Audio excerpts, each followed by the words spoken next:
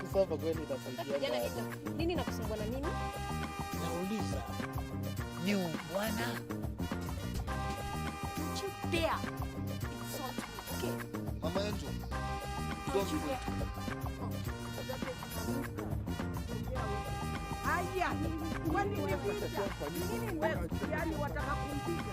Huwezi mpika mpike nini?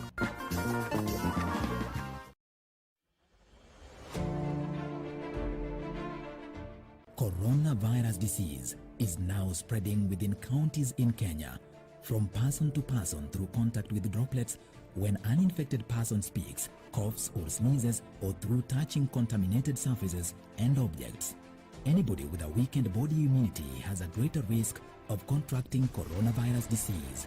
People living with pre-existing medical conditions such as HIV, cancer, TB, diabetes among others must adhere to their treatment to strengthen immunity and therefore should ensure they have a constant supply of necessary medicines. Contact your clinic or health facility for information on how to access treatment. Help others within your network to access adequate supply of essential medicines. Ensure that you remain connected with your local networks for any support and follow the medical guidelines provided by your health facility to prevent coronavirus. Remember to stay updated with information on coronavirus using only trusted reliable channels.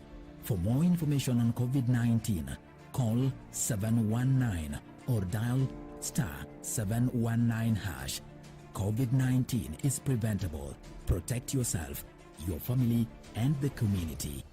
This message has been brought to you by the Government of Kenya and its partners. In February 2021, confirmed cases of poliovirus were reported in Garissa and Mombasa counties because of outbreaks from neighboring countries. From Saturday the 22nd to Wednesday the 26th of May 2021, the Ministry of Health and its partners will conduct a house-to-house polio vaccination campaign in 13 counties that are most at risk. Vaccination teams will adhere to the COVID-19 safety measures such as wearing a face mask, hand hygiene, and physical distance. To minimize physical contact, mothers will assist to open the child's mouth for vaccine administration. The polio vaccine and all other vaccines have been tested and are safe and effective. Vaccinations protect your children. Get your child vaccinated now. This message is brought to you by the Ministry of Health, UNICEF, and World Health Organization.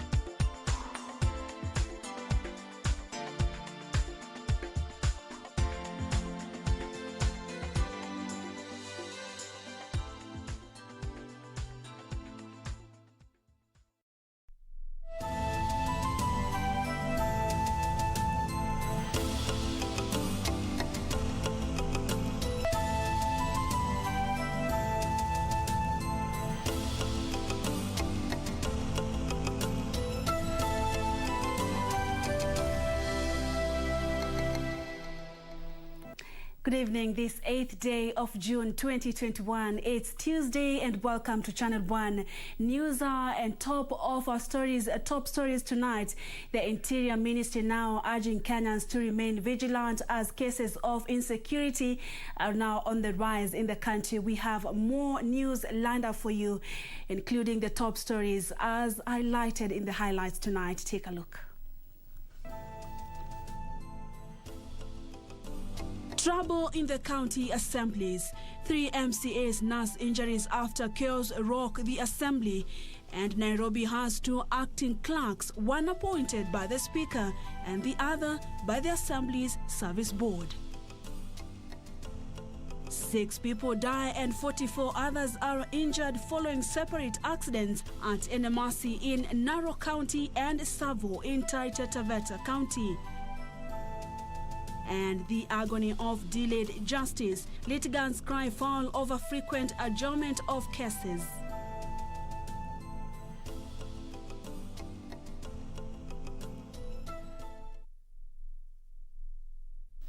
My name is Purity Museo, and Anne Wangeshi is our sign language interpreter.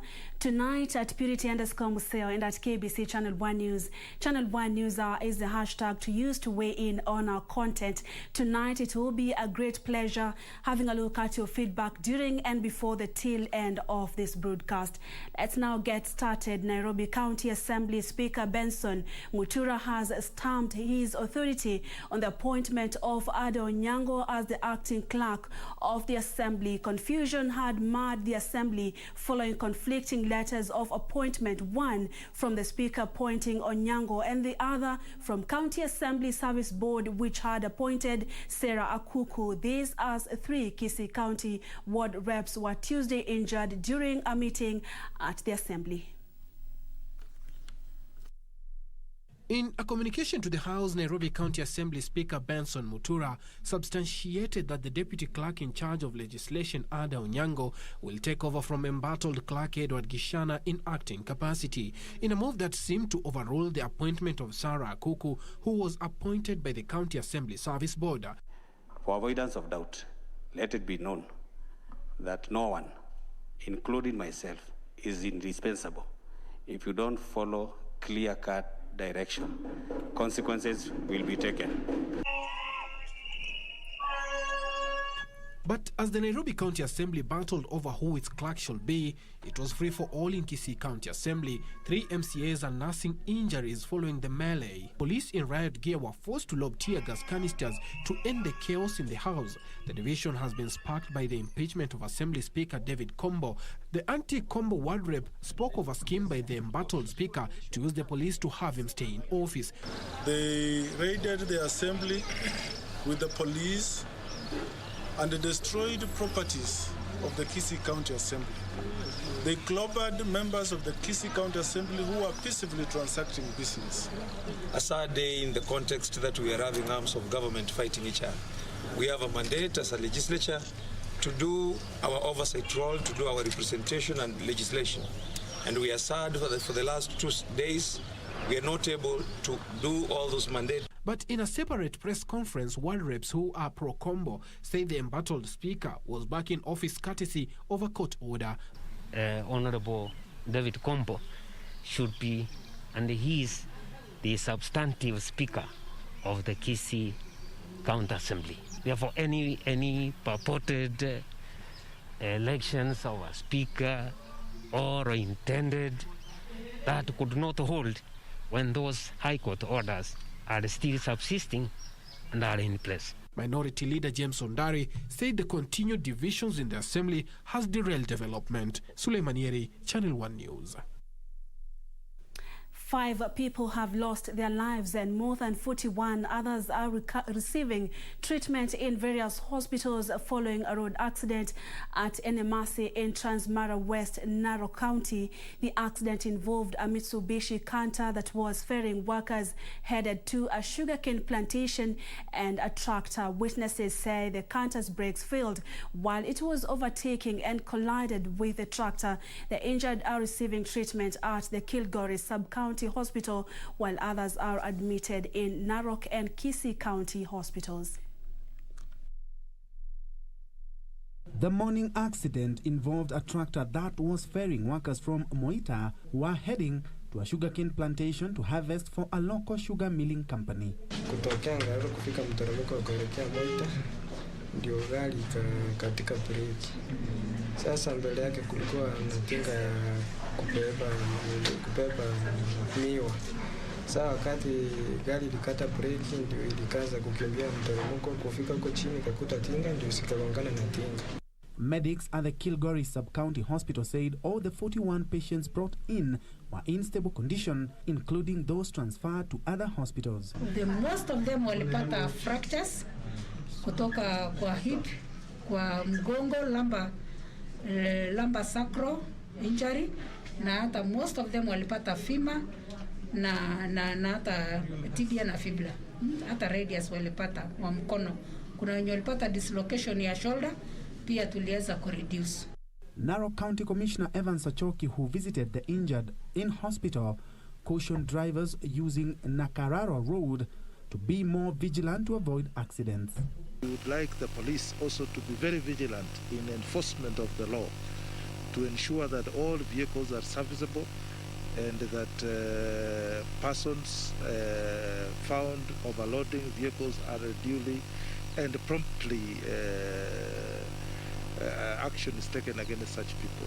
Narok County Police Commander Kizito Mutoro warned police officers allowing vehicles ferrying excess passengers and urged the sugar company management to ensure their vehicles comply with the traffic laws. Ukiendesha gari, make sure watu unaweza kubeba watu ambao utadhibiti. Ukiangalia lile gari yalikuwa yamebeba watu wengi zaidi. So hata hatungeweza kudhibiti gari. Kudhibiti gari ilikuwa ngumu kwake. Elsewhere, a student was killed and 3 others were injured in a road accident in Savo on Monday evening. The students were traveling back to school after their midterm break aboard a 14-seater matatu. The accident occurred when the matatu driver reportedly lost control and swerved sharply to avoid hitting an elephant. The 3 injured students were rushed to the Coast General Hospital for specialized treatment. 9 other students who sustained minor injuries were treated in Voi and discharged.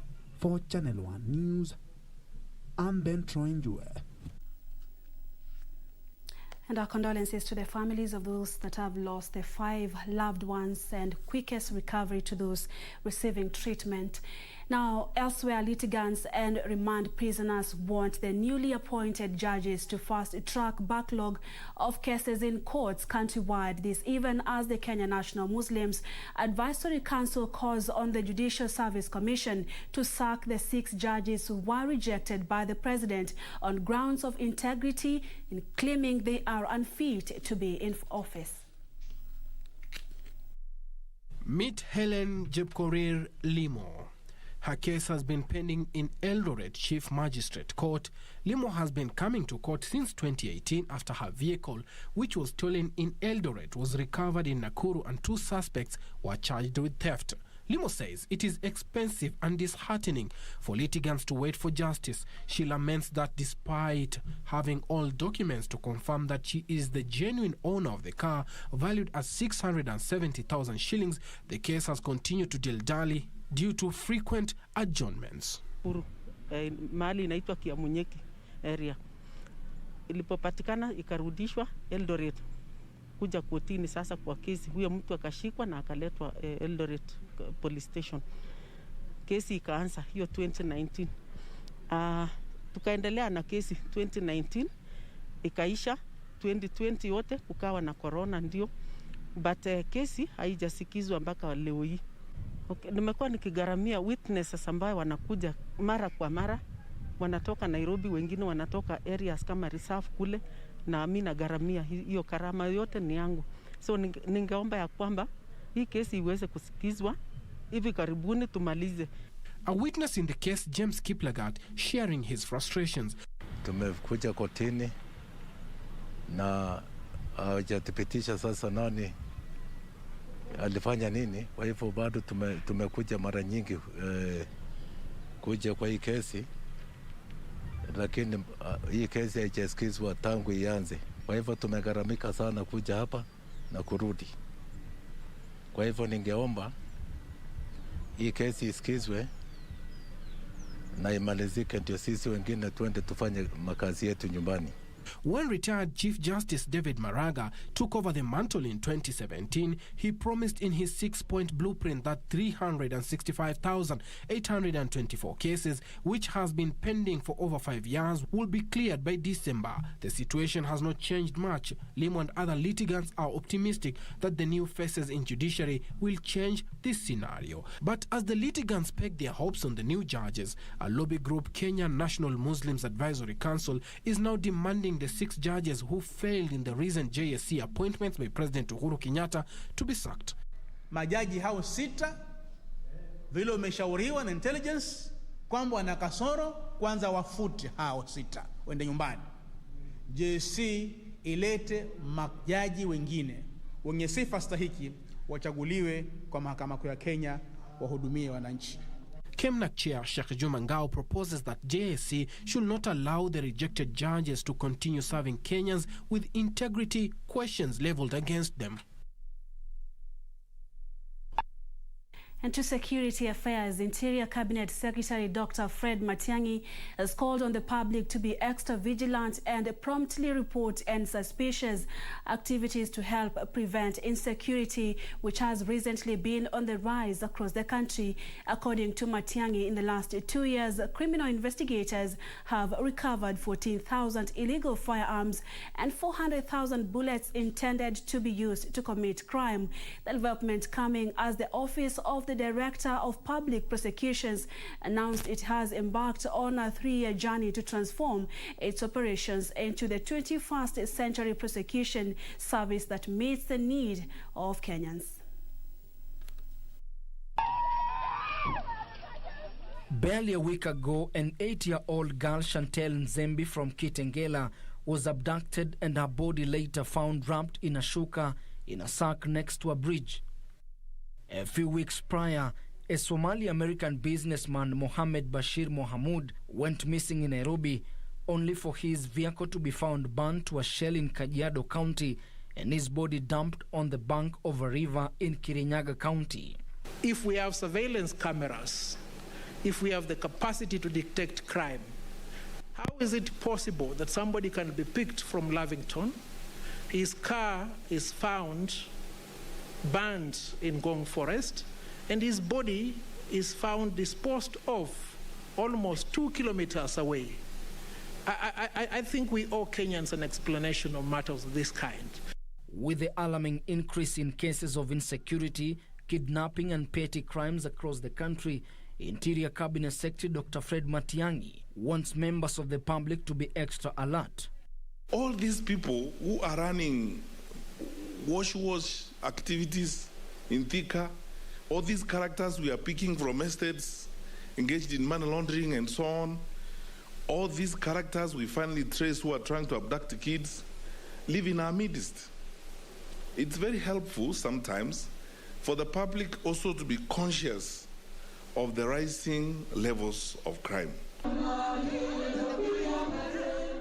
The Cabinet Secretary, who graced the unveiling of the Excellence Charter by the Office of the Director of Public Prosecutions at the Prosecution Training Institute in Nairobi, said in the last 2 years, criminal investigators have managed to recover 14,000 illegal firearms and 400,000 bullets from criminals.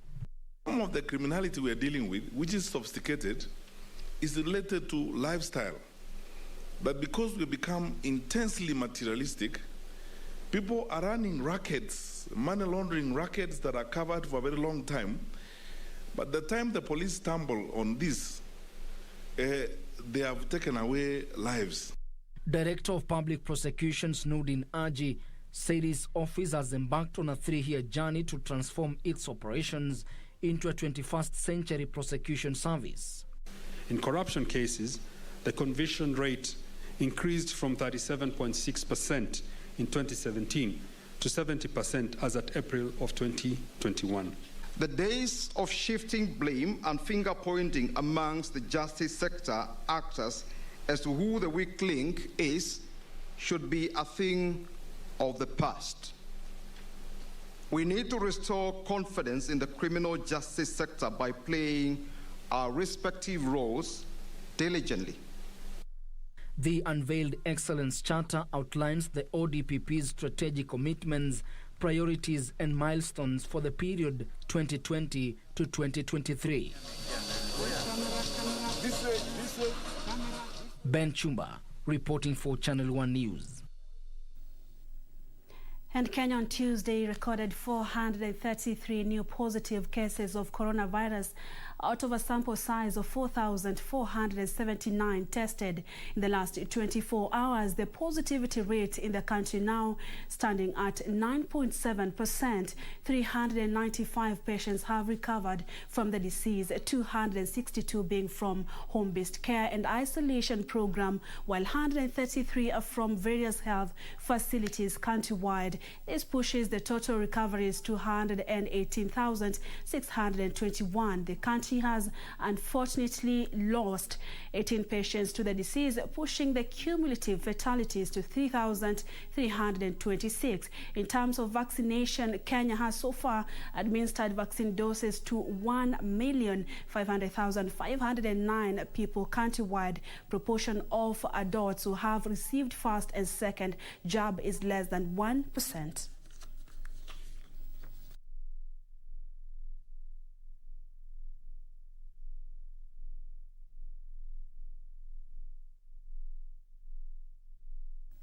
Elsewhere, there was a bitter standoff between residents of Bomani in Mvita constituency and the Kenya Coast National Polytechnic administration Tuesday morning over the ownership of the Bomani grounds in Mombasa. Security officers from the Inspectorate Unit of Mombasa led the locals in demanding access to the community grounds, which they claim ownership, a state of affairs that paralyzed for hours the institution's learning activities. Two gates of Polytechnic were also vandalized.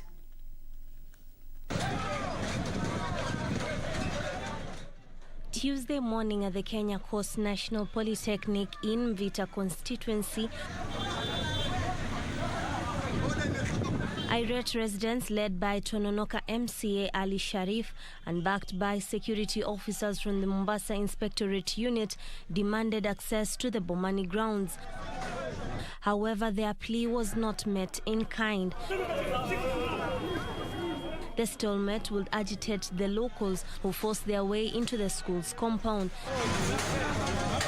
The institution's two main gates were not spared either. Police from the nearby Tononoka police station moved in swiftly to restore order as they bundled up some of the rioting locals. The bone of contention being the Bomani grounds, which both parties claim ownership. We are saying it is in the school compound, and it is a field that is being used by everyone around, including the community around. So we host the primary schools that are around because we know they don't have enough playing space wherever they are. Uwanja si wa MTTI, uwanja ni wa county.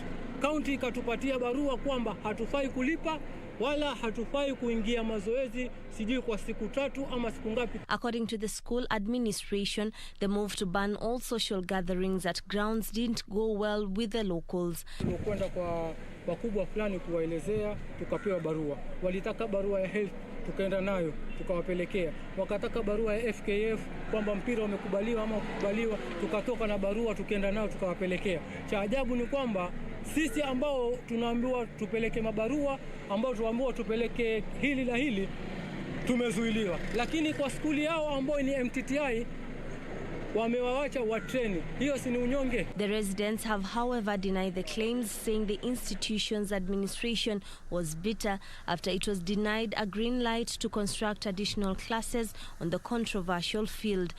Sasa sisi skuli tufanye nini?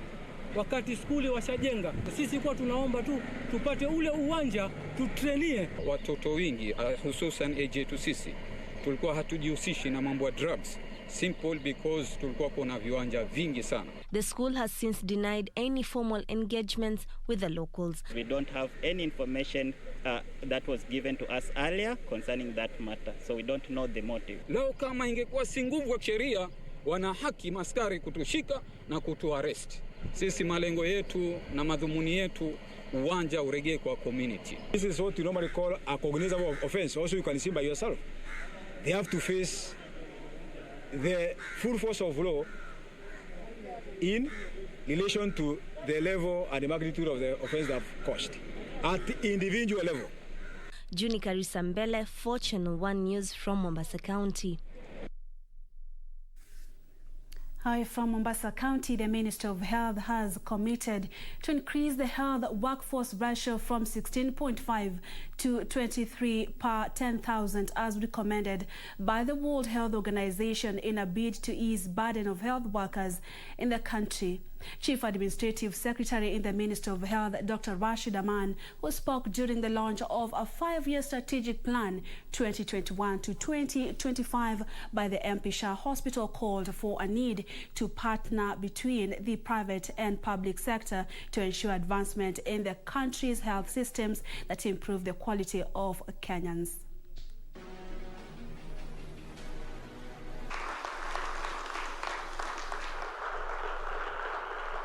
The Ministry of Health is determined to increase the healthcare workforce ratio from 16.5 per 10,000 to 23 per 10,000 as recommended by WHO. In fact, this is one of the critical pillars of our universal health coverage program that is currently being rolled out. In this regard, we commend your contribution towards training in emergency care courses, in the COSEXA program for surgeons, and the nursing school, which the chair, I think, alluded to. As we are all no doubt aware, the COVID-19 pandemic has stretched even the most advanced healthcare systems. It has exposed deficiencies in resources, in service delivery, integrity, financial protection, and the healthcare workforce. But it has also revealed our potential to be resilient. This is the time we want to invest in the health sector. Everybody had realized since COVID-19, the time has changed, the world has changed, and we must focus on the health sector and the environment together.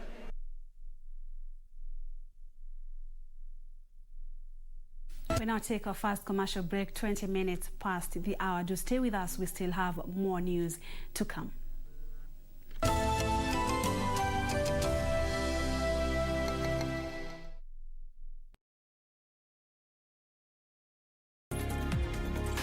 Did you know that the policy document is evidence of the existence of an insurance contract between you and your insurance company? It is important to know the terms and conditions of your insurance policy. Make sure you obtain, read, and understand the terms and conditions of the policy document. Now you know. IRA, promoting insurance, protecting the insured. Bwana Motiso, pikipiki yako ndio hii. Uko shwani yangu. Hii pikipiki ni unakumbuka uniekelea the lowest unique bid yako ilikuwa ngapi? 18 shillings. Na unajua kuendesha hii gari? Kidogo. Haya, kitoko yako shika helmet, kifungu yako chomoka na mali yako. Kujiunga na QuickBid ni rahisi. Enda kwenye M-Pesa, bonyeza paybill kisha weka business number 4032353. Kwenye account weka kodi ya bidhaa unayotaka na bid yako ya chini zaidi. Kwa mfano TV 16. Kisha weka shilingi 20 tu kama idadi yako. Weka bid yako pia kwenye www.quickbid.co.ke. Kumbuka, bid ya chini zaidi ya kipekee ndio hununua. QuickBid, bidhaa bora kwa bei ya chini. On the next episode of Little Daddy.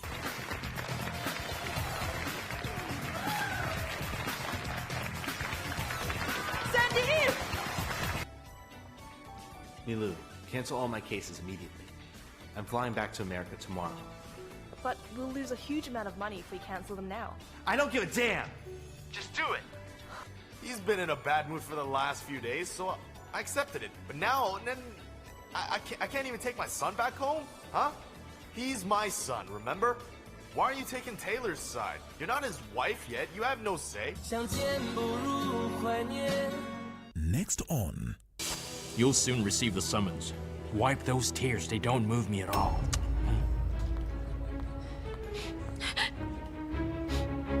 This boy is under my protection.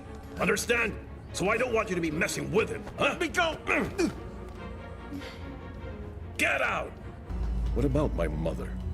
Oh, I saw her at the airport, and I noticed that someone was following her and taking pictures of her all the time. Do you know who he is? No, I don't. What should I do then? I don't know what Mr. Ulysses would do if he found out I helped Mariana and Ivan. But how do you intend to do that? I think I already know who can help me. Who? Cesar.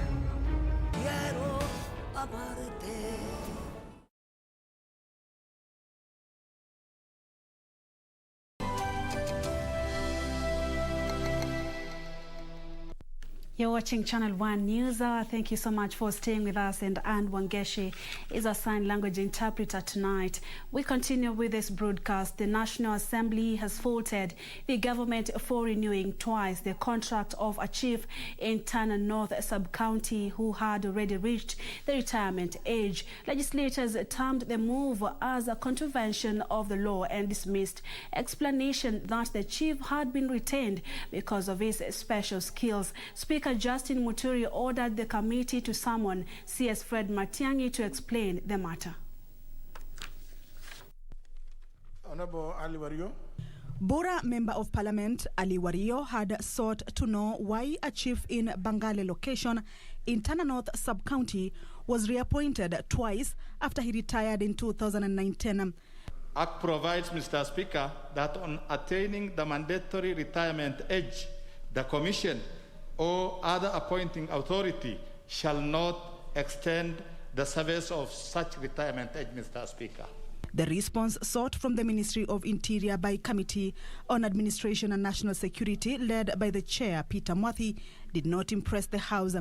He was appointed on local agreement terms by the Public Service Commission on recommendation of the Ministry with effect from 1st July 2019 for a period of 1 year.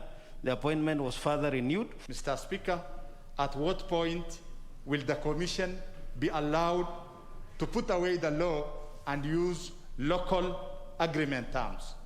Explanation that the chief was reliable and had proven skills that were rare in many marginalized areas drew more controversy. At times, we fail to get persons with the right academic qualification. In such cases, we have been approaching Public Service Commission to grant waiver on the academic qualification. That's not true, Mr. Speaker. We have qualified people. It is illegal to hold somebody who is already in retirement. This is in contravention of law. Can Mr. Mwadi clear on that particular area? Honorable Mwadi, Honorable Wario, please set a date for the Cabinet Secretary to appear before you so that he comes and explains, so that if he says that this is what they are doing, then he can be brought here to answer as to why he is violating the law passed by this House.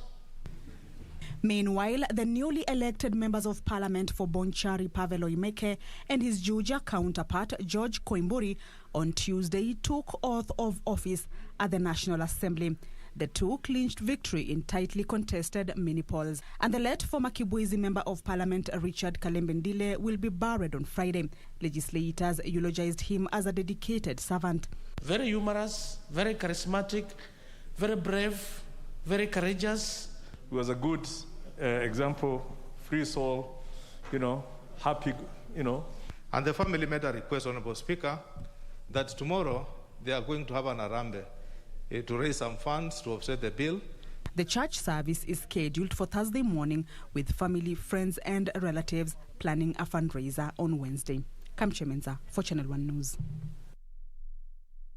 And to our special feature tonight, Girl Child Rights Crusaders are calling for open conversation on menstrual hygiene standards among girls, according to the Crusaders. According to the Crusaders, hundreds of girls are silently battling urinary tract infections, depression, and finally dropping out of school.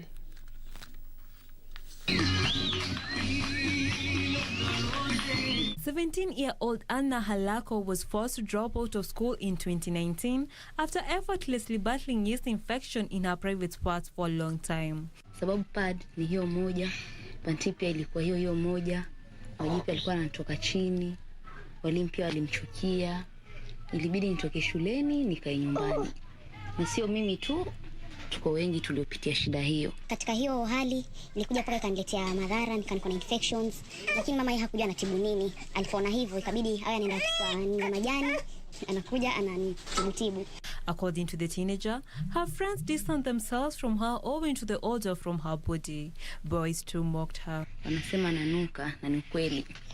Sababu pad ni hiyo moja, panti pia ilikuwa hiyo moja, wajipi alikuwa anatoka chini, walimu pia walimchukia, Striking poverty in their home and inadequate supply of sanitary towels at school forced her to minimize the usage of the free sanitary pads. But zikifika kwa ni kidogo. Sasa unapata tukigawanyiwa nenda nazo nyumbani. Ikifika nazo nyumbani mama anafikiri pengine ni shopping. Anataka kuzichukua, anaita mashangazi zangu, anagawanyia. Yeye pia huwa anachukua maana huwa anafikiria hasa hizo pads. Aenda katunulie ama atashughulikia mambo ya chakula. Pata msichana anakuwa na ile stress, depression. Yani anateseka kiasi kwamba hawezi jisaidia yeye mwenyewe. Maana ile packet ambayo anarudi nyumbani, dadake anaitaka ama mamake anaitaka ama pengine kuna makazi ni pale wanaishi wanataka hiyo paketi moja. Ametoka mzazi wake atatafuta pesa ya chakula ama atatafuta sanitary pad. Halako is among many girls in Tana River who are silently battling urinary tract infections owing to poor menstrual hygiene. It is not a problem of our own making. There is hardly an open conversation about women's health. Most are expected to figure it out along the way. Besides the infections which are treatable, cases of early pregnancies are common. Tana River County Reproductive Health Officer Hawa Abdigav confirms that the county is among the regions with high cases of teen pregnancies, early marriages and school dropout. Visodo hivi vimeleta unyanyapaa mkubwa. Unaona kuwa mtoto wa kike anadhulumiwa kwa njia ya kupewa kisodo ama kupewa visodo ili kukimu mahitaji ya yule mwanamume anamhadaa yule mtoto wa kike. Patricia Widera, Channel 1 News. Thank you, Patricia. And a group of widows living with HIV in Migori County are enjoying the benefits of unity that has seen them fight to end stigma against those infected by the virus and champion for healthy living. The women from Obama Village, Awendo Sub-County, decided to join forces in 2017 and have never looked back since then.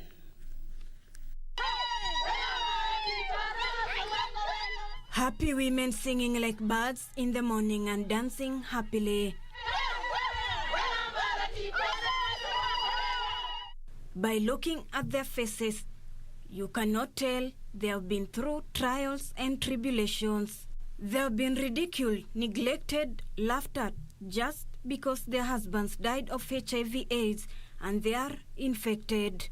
This group, the way we are, we know, I've already said that we know our status, as in we are stigma, all of us here. So we are not afraid to say that, because if we are afraid to say this, you cannot support or assist who is next to you. It is for this reason that the women decided to lean on each other's shoulders and formed a support group 4 years ago. The Ngeyo Ngima support group in Awendo Sub-County began with only 6 women and has grown to about 30 members. We appreciate your strength. Very few people will come out and say that now this is what we are suffering from and this is our problem and we are living with it. You see, so you people, you are wonderful and fearfully made by God. I'm really happy to see many of them here who were there while I was still a child, and still they are here going strong because of what they bring together. And we are also like doing this, sharing with other Kenyans wherever they are. It's good to know your health early in advance. Then after you knowing your health early in advance, it will help you. You will live like any other normal person. It's not easy to tell that this person is positive and this one is healthy.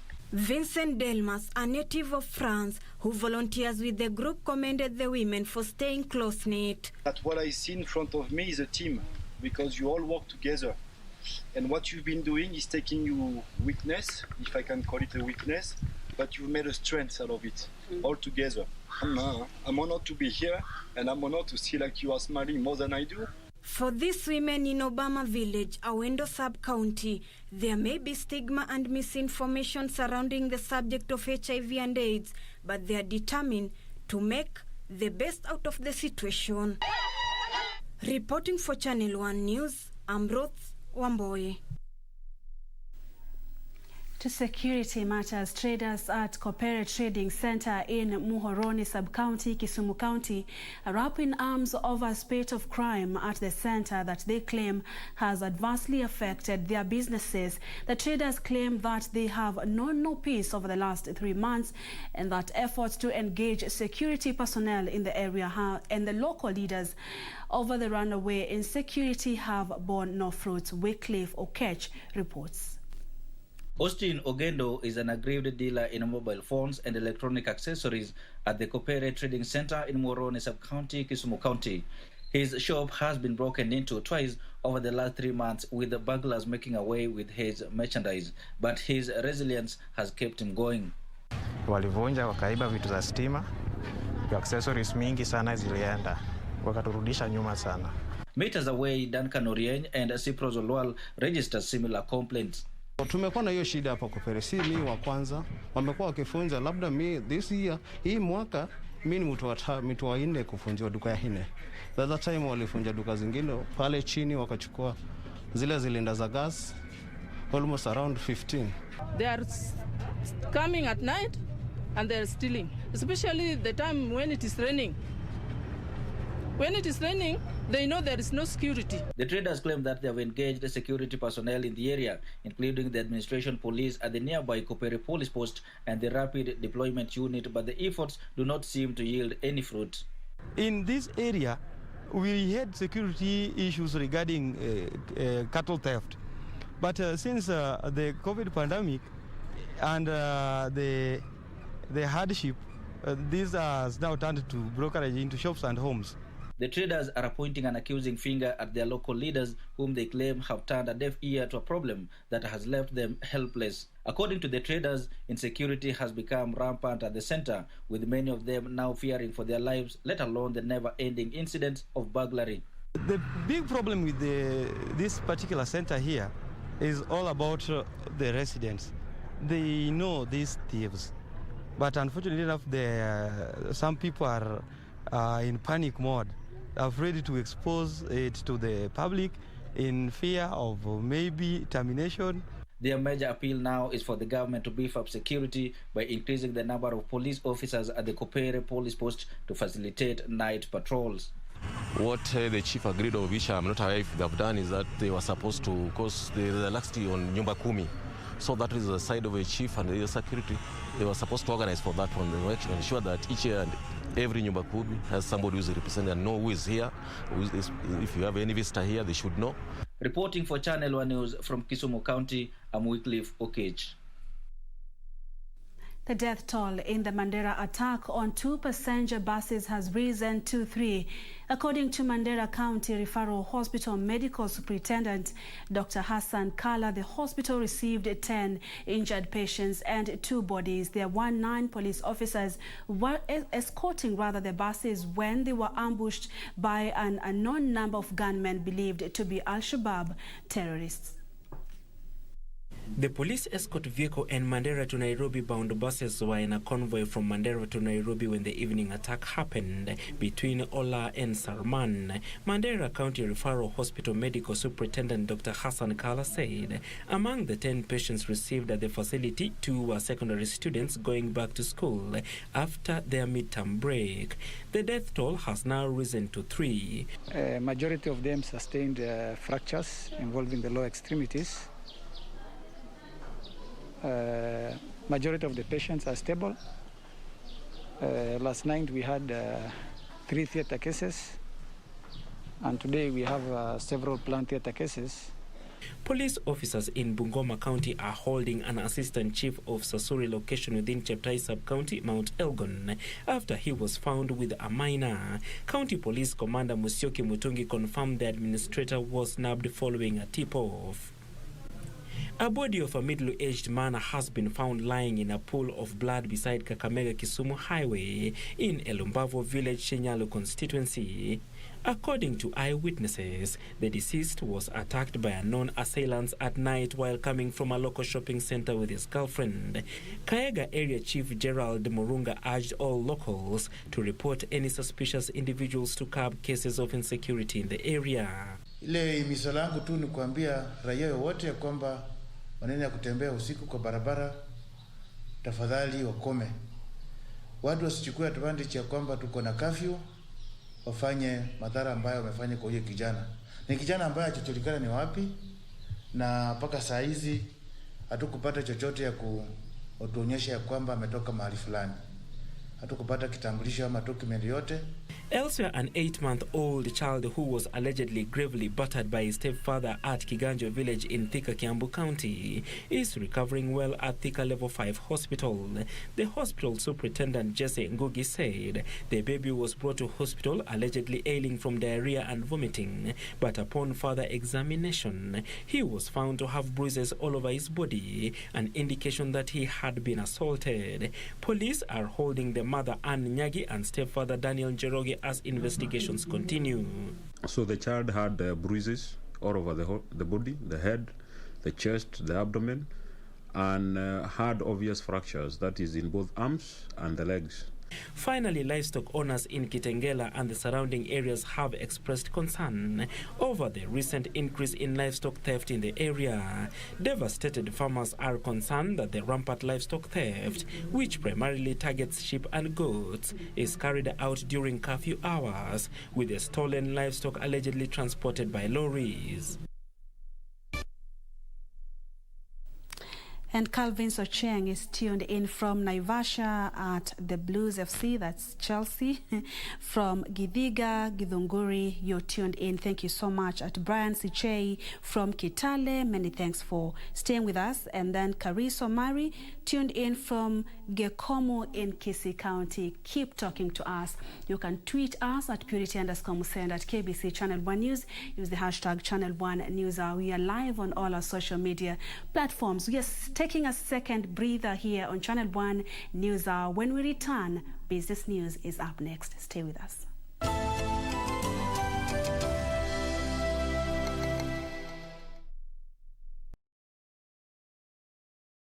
On the next episode of Little Daddy.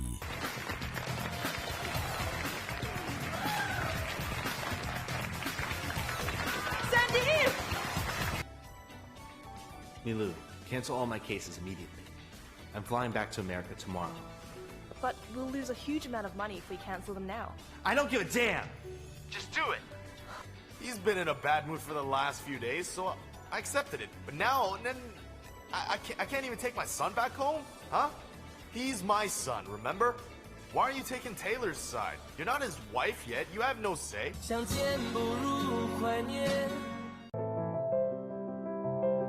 Sasa, hii ng'ombe ni yako.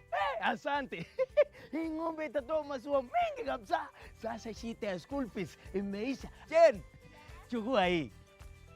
Hebu nikuulize, hii maneno nasikia ya bima ya elimu inaweza kuwa namna gani mtu anachukua? Process ya kuchukua insurance cover yote ni rahisi. Hata niko na cover ya gari yangu. Kwanza unajaza proposal form kama hii na uijaze wewe mwenyewe. Na kama haujui kusoma, uijaze na mtu unayemwamini. Hakikisha ile majibu umepatiana ni sahihi na ni ya kweli. Pia thibitisha insurance cover imeangalia maslahi yako.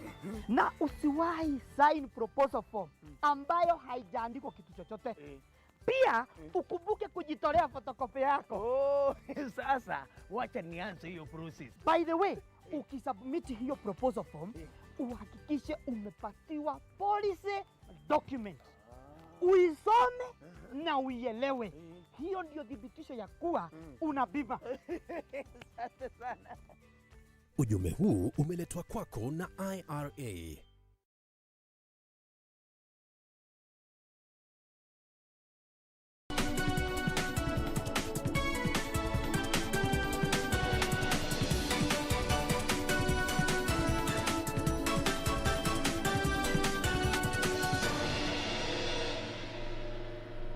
And welcome back. It's now time for business news. The Budget and Appropriations Committee of the National Assembly has set in motion this year's budget reading slated for Thursday by tabling its report. Committee Chair Kanini Kega urged lawmakers to adopt the report. This year's 3.63 trillion shillings budget is expected to focus on completion of ongoing infrastructural projects, COVID-19 pandemic economic recovery, as well as the Big Four agenda projects.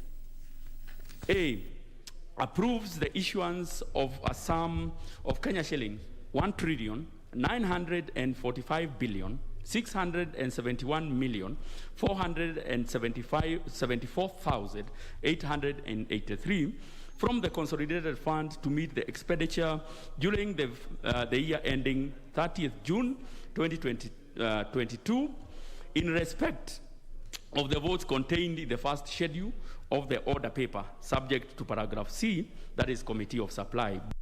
Government targets to raise 1.8 trillion shillings shy of the budgeted 3.63 trillion shillings from taxes.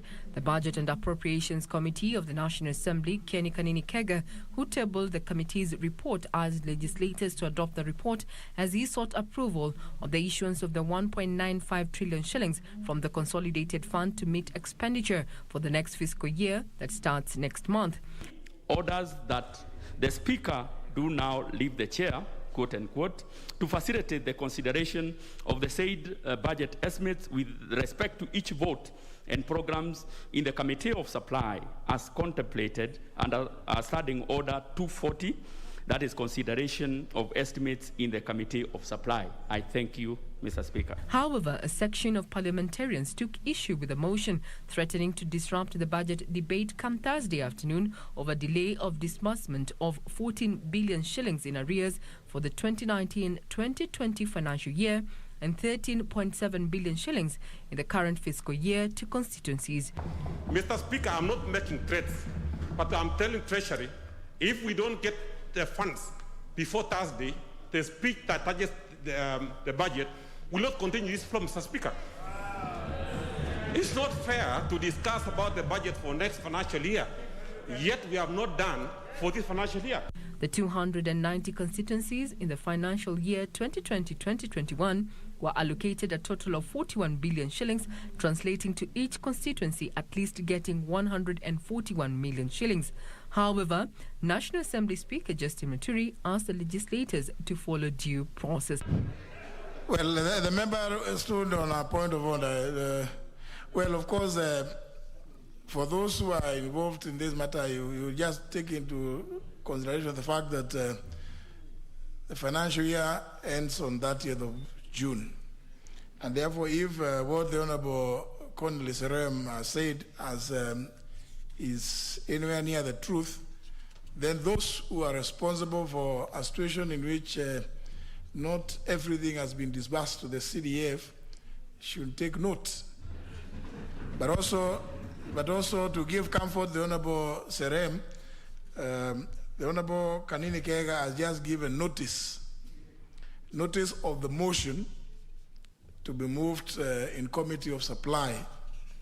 And I'm sure, you know, it's also good to know some of these procedures. Regina Manyara reporting for Channel 1 Business.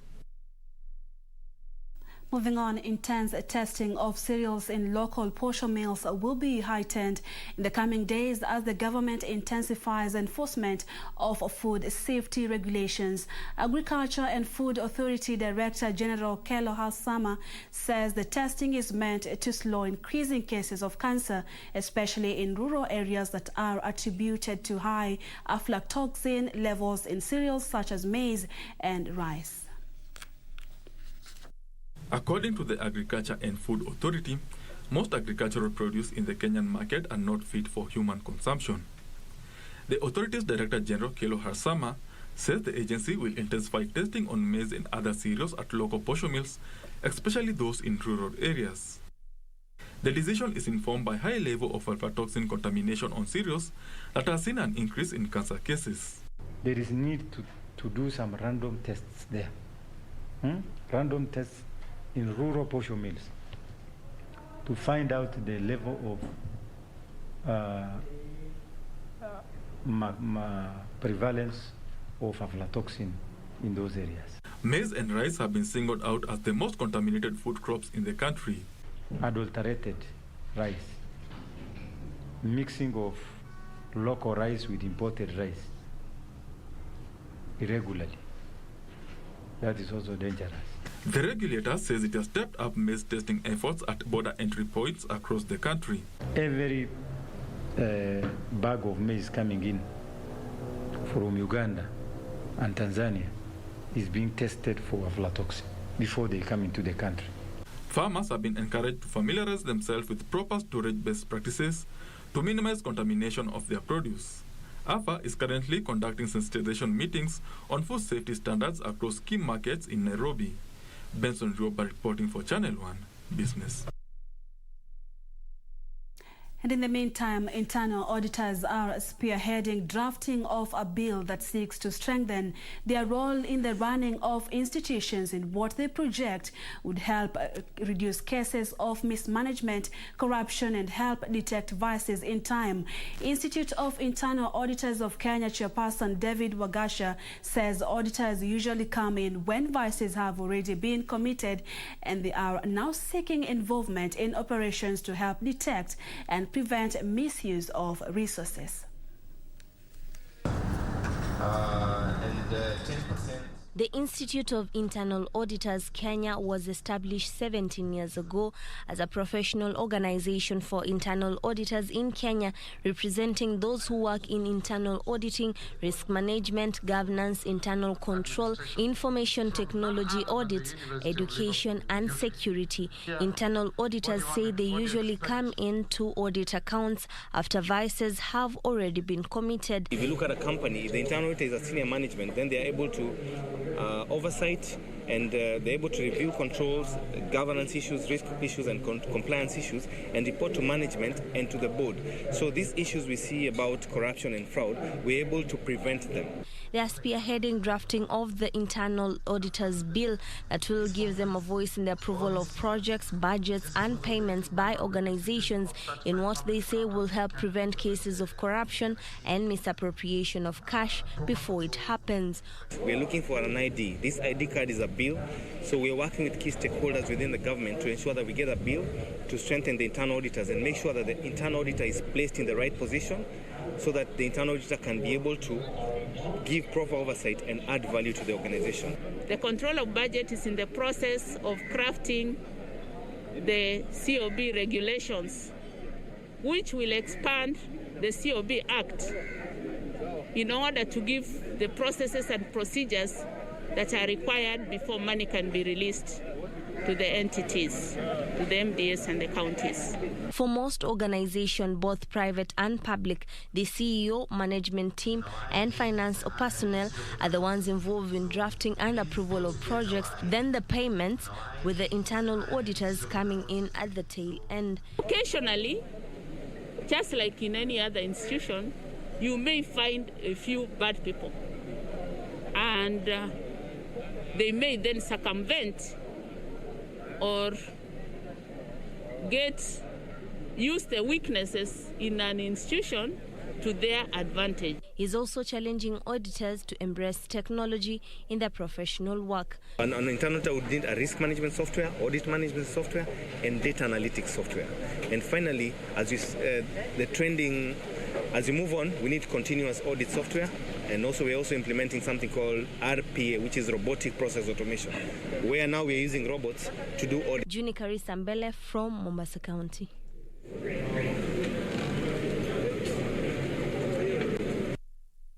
Moving on, AAR Insurance has introduced a chanjo cover catering for medical expenses arising from side effects of COVID-19 vaccine offered in partnership with Pioneer Insurance. It covers inpatient treatment and comes with a last expense benefit. In early March, Kenya embarked on a COVID-19 vaccination campaign under the global COVAX program targeting health workers, security personnel, teachers, and other high-risk groups. Since the rollout of the COVID-19 vaccination program, some have complained about side effects of the jab. Some have ended up hospitalized. To cater for individuals worried about developing side effects after being vaccinated against the coronavirus, AAR Insurance has rolled out a 60-day health insurance cover after receiving the vaccine.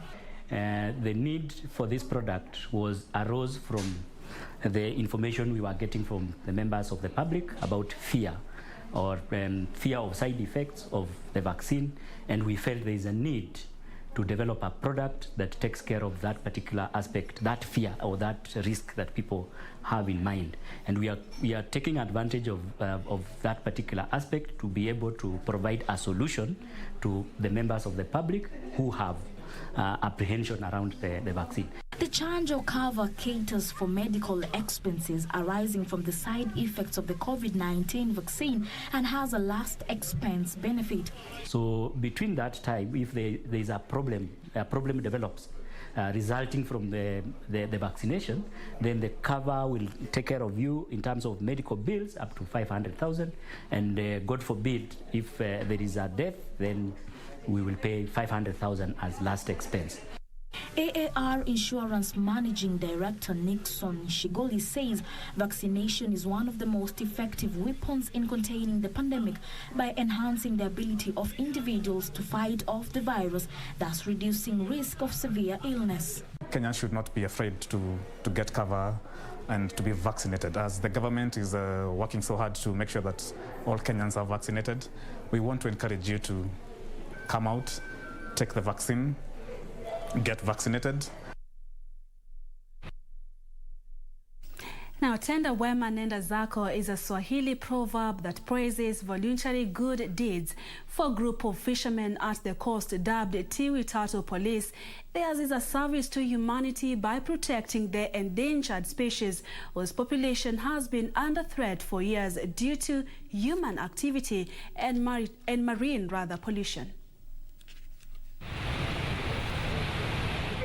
This group of fishermen, who call themselves Tiwi Police, comprises 12 local fishermen who daily patrol 12 kilometers of the Tiwi beach looking for turtle nests and ensuring they were dug in the secured areas. We are happy to see that the number of turtle is coming up. In addition to securing the safety of the turtle eggs, the turtle guardians help the hatchlings find the right way to the sea after climbing out of their nests, as well as clean up plastic waste on the beach to avoid being mistaken for food by marine creatures. And that's why we make sure that we will have to train our people, we have to train ourselves, and that was very interesting to see that in Tiwi we have got many monitors to protect the turtles. The endangered species have been hunted for oil, compromising their survival. So with the intervention from the self-appointed guardians, there have been 66 safe turtle nests rescued since January this year. Regina Manyara reporting for Channel 1 Business. The COVID-19 disruptions are still being felt in the flower industry despite a rebound even as Kenya explores China's lucrative market in an effort to boost earnings and diversity from traditional markets. To boost its sales, flower farms such as Redlands Roses have entered the Chinese market, exporting flowers to Beijing, Guangzhou and Shenzhen. Flower exports plunged at the onset of the COVID-19 pandemic as countries shut their airspaces and imposed lockdowns to contain the spread of the virus. But as global markets reopened, the horticultural industry rebounded. With the after effects of the COVID-19 disruption still being felt, flower farms in Kenya that previously relied on traditional market in Europe are diversifying to other new markets. Flower farms such as Redlands Roses have entered the lucrative Chinese market, exporting flowers to Beijing, Guangzhou and Shenzhen to boost sales. It's a very big country, so a big volume of consumers and a big volume of high acquisitive power. Here at the Redlands Roses flower farm in Ruiru, the first of 3 daily harvest is almost complete, as there are over 200 variants of roses grown. After harvest, the flowers are taken for processing to identify quality roses for export. Early last year, when countries imposed lockdowns, airlines were forced to drastically reduce flight frequencies or even halt flying to some destinations. Most airlines have not recovered to pre-COVID frequencies. This is affecting export of flowers to some markets, as Isabella explains. We have a very limited number of cargo planes moving from Kenya to China weekly. So this is really a major problem, is to find freight capacity. It's limiting really our growth in China. Currently, only Southern China Airlines operates cargo freight from Kenya to China.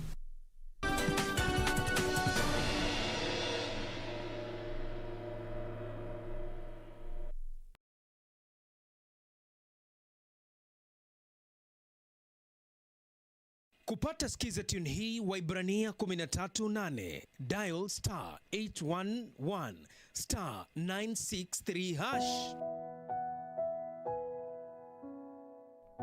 Yesu Kristo ni yule yule jana, leo na hata milele. Wahibrania 13:8.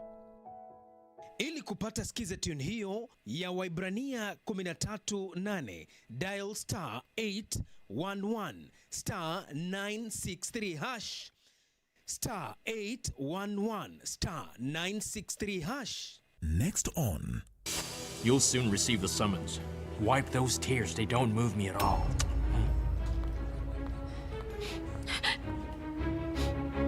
This boy is under my protection. Understand? So I don't want you to be messing with him. Huh? Let me go! Get out! What about my mother? I saw her at the airport, and I noticed that someone was following her and taking pictures of her all the time. Do you know who he is? No, I don't. What should I do then? I don't know what Mr. Ulysses would do if he found out I helped Mariana and Ivan. But how do you intend to do that? I think I already know who can help me. Who? Cesar.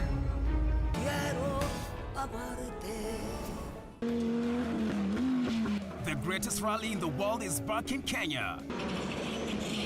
Catch all the action of WRC Safari Rally live and exclusive on KBC Channel 1 from 24th to 27th June.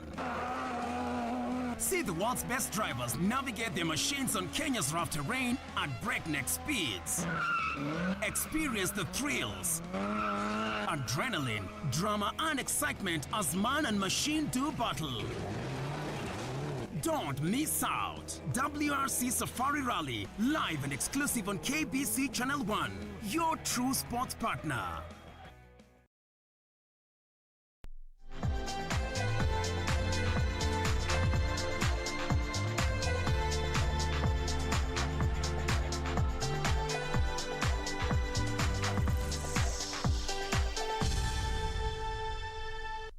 Time for the sport. Thank you for staying with us. And 4 refugees from the Tekla Lorupe Peace Foundation in Kenya are among 29 refugees worldwide named in the IOC Olympic Refugee Team Tokyo 2020, who will compete at this year's Olympic Games to be held from next month in Japan. Angelina Nadai, Rose Lokonyen, and Paulo Omotun and James Nyang are the 4 who made the cut in the athletics category, named today by the IOC President Thomas Bach.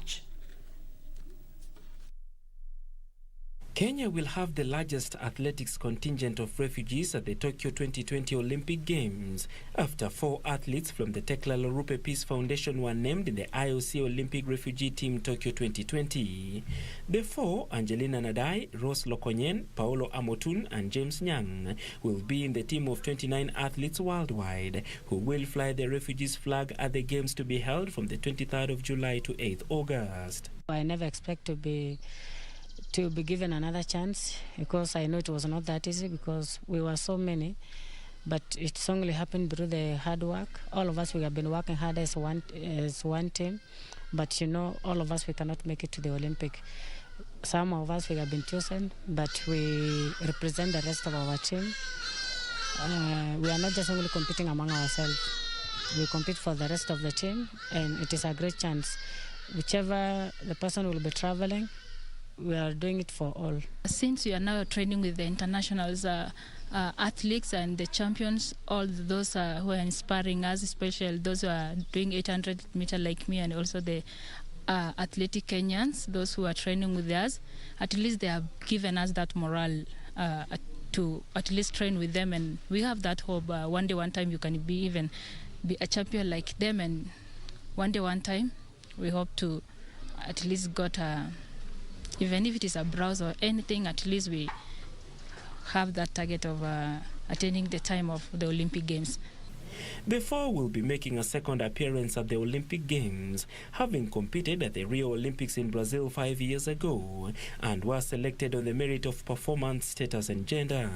We learn a lot of things whereby in the training or in the competition, you have to be very clever because those are the things that you need to do. So from Rio, we have learned from so many athletes that encourage us about how the competition is, or how we should maybe do the training to make ourselves, to be in a top level. What I can say, it wasn't easy. It was something very difficult for us, as I can say. Here, so we didn't only competing ourselves alone here, because we have so many refugees around the world, and they're training also, and they're doing competition. 26-year-old Angelina and 29-year-old Paulo will compete in the 1500 meters, while 28-year-olds Rose Lokonyen and James Nyang will take to the track in the 800 meters. I know the athletes are good. As far as I'm concerned, any of them can get a medal. They are all committed, and I have faith in them. They are good athletes, they are disciplined, and they are up to their tasks. The 25 other refugees who were named today by International Olympic Committee President Thomas Bach are from various other countries and will compete in more than 5 disciplines, including boxing, badminton, judo, karate, taekwondo, and cycling. Our government should put a first priority in sports facilities, because these sports bring economic high, and therefore so that they can expect to send good athlete in shooting, good athlete in archery, good athlete in what we call even swimmers, or judo, karate, boxing. And we have people like kids in KOPERE, we have kids in the slums areas. These are the talent that we are losing. Barclay Feather, Channel 1 Sports.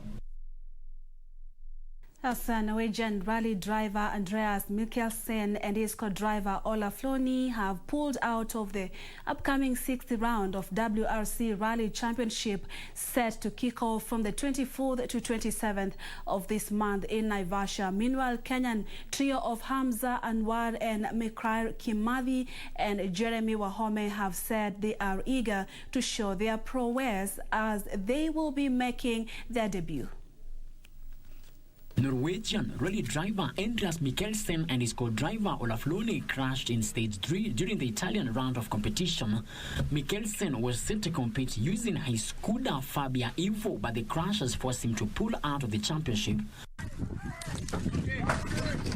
Meanwhile, Kenyan trio of Hamza Anwar, Mikhail Kimathi and Jeremy Wahome have said they are eager to show their prowess as they will be making their debut.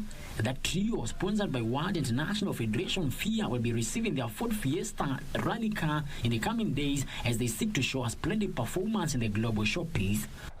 Me and my navigator are very prepared for this event. It's a long event, and we hope for a very good finish. Looking at it from the FIA Restart Challenge, there is pressure, but with every pressure it makes you better, and I think for me it makes me perform much better. I'm always going to give my fans what they love, and we're going to be flamboyant for you guys, but we're going to be quick at the same time, so I've got to balance a few things out. But yeah, so yeah, I mean, hopefully we'll try and shake off our competitors. They'll give us some stiff competition. We have to keep fit, both of us, keep in touch as well, so that, once you have a good partnership outside the car, then inside the car everything is nice and flowing. We are getting a car that we've never driven.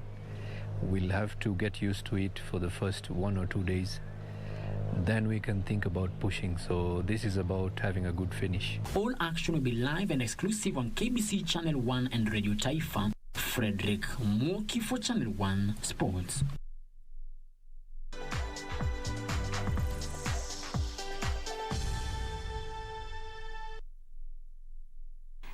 And that brings us to the end of Channel 1 News Hour this Tuesday night. Allow me to go through some of your feedback on Twitter at Wilson Okango. You are tuned in from Nax Vegas. Okay, that's Nax.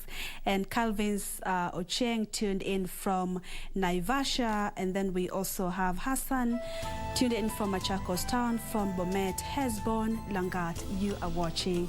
And we also had some of you on Facebook. Benja tuned in to Channel 1 News Hour. Thank you so much. And Daniel Musimi tuned in from Ruaraka in Nairobi. Griffins Anasi, I'm watching the news. Thank you. Derek Changawa tuned in, and Dungu from 001. Many thanks for your company. My name is Purity Museo, and Wangeshi has been our sign language interpreter tonight. Do enjoy the rest of our programming. Good night and God bless.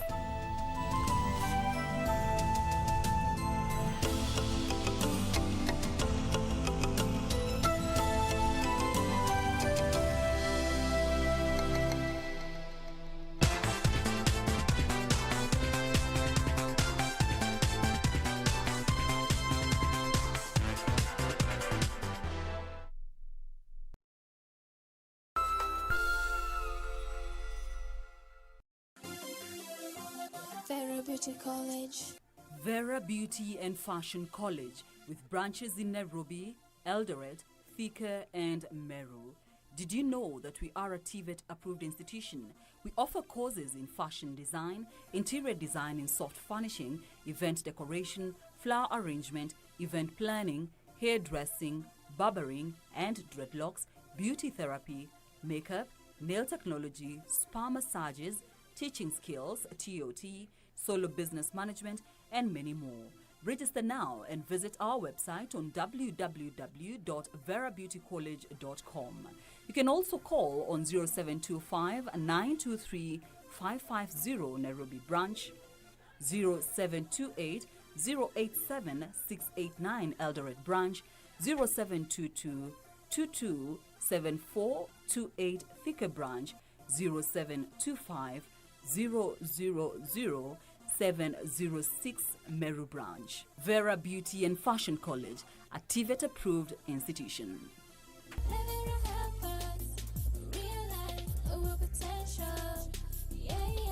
Next on. You'll soon receive the summons. Wipe those tears, they don't move me at all.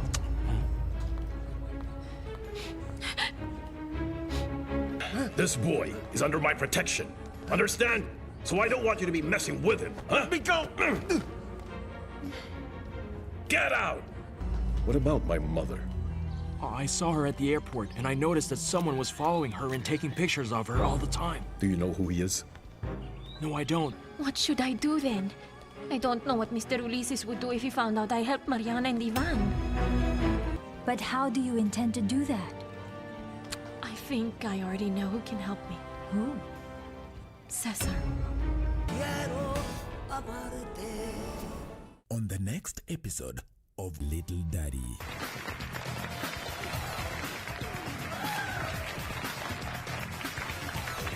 Sandy! Milu, cancel all my cases immediately.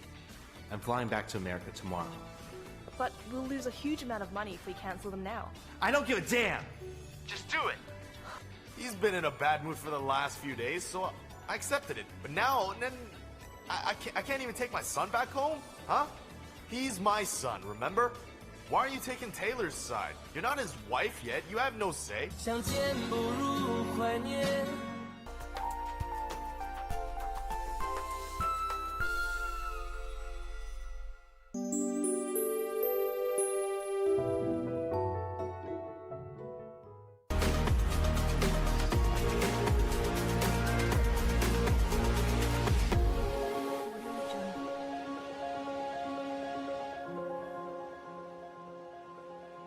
Take on Tech, a weekly talk show that explores contemporary technological concepts